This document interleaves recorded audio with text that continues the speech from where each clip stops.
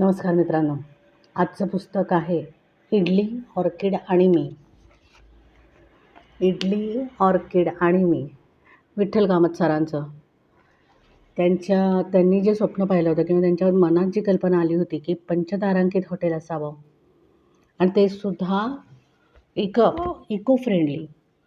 तर ती कसं त्यांनी ते मूर्त स्वरूप आणलं त्या हॉटेलला, त्याची गाथा आहे. ह्यात 34 भाग आहेत आणि अत्यंत चांगल्या शब्दांकन खूप छान आहे. असं म्हणजे गती आहे त्या प्रत्येक म्हणू शकतो का, परिच्छेदाला.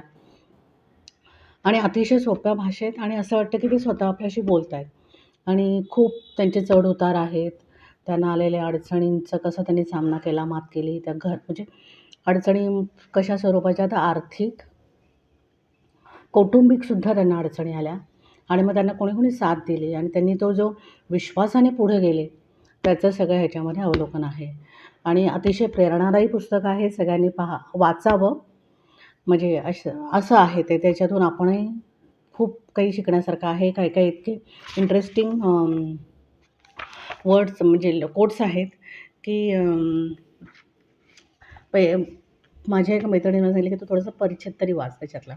तर मी त्याच्यातलं एक वाचते आहे की एकच पॅरा वाचते. कॉफी शॉपमध्ये तुमची ऑर्डर 12 मिनिटाच्या आत आम्ही तुमच्या टेबलावर पोचवू.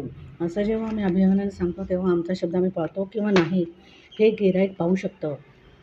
म्हणून आम्ही म्हणतो 12 मिनिटात ऑर्डर टेबलावर आली नाही तर तुम्ही मागवलेलं खाणं-पिणं ऑन द हाऊस म्हणजेच आमच्या खात्यावर. ह्या गोष्टी म्हणल्या तर छोट्या आहेत पण ह्या गोष्टी छोट्या पाळल्या तर गिऱ्हाईक जन्माचं मानलं जातं. म्हणजे ह्यांची दूरदृष्टी होती.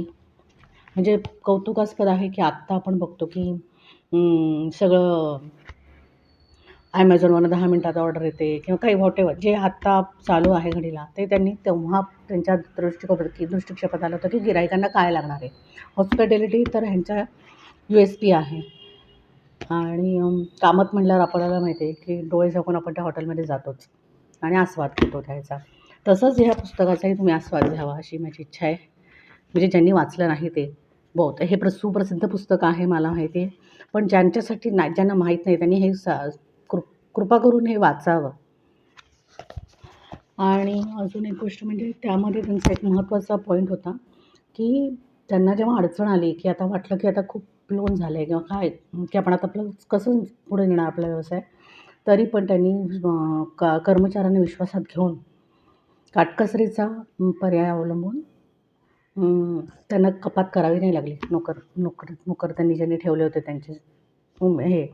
तर हा त्यांचा दूरदृष्टी किती आहे त्यांच्याकडे हे लक्षात येतं. आणि अपॉर्च्युनिटी एनकॅश करणं म्हणजे संधीचं सोनं करणं हे त्यांनी बघितलं. तुम्ही वाचाल तेव्हा तुम्ही थक्क व्हाल की त्यांनी काय मार्ग निवडले किंवा मार्ग म्हणण्यापेक्षा काय क्लुप्त्या केल्या की त्यांची अडचण त्याच्यातून सॉल्व्ह होईल. Hats off Kamat sir. Thank you. बघा, वाचा तुम्ही.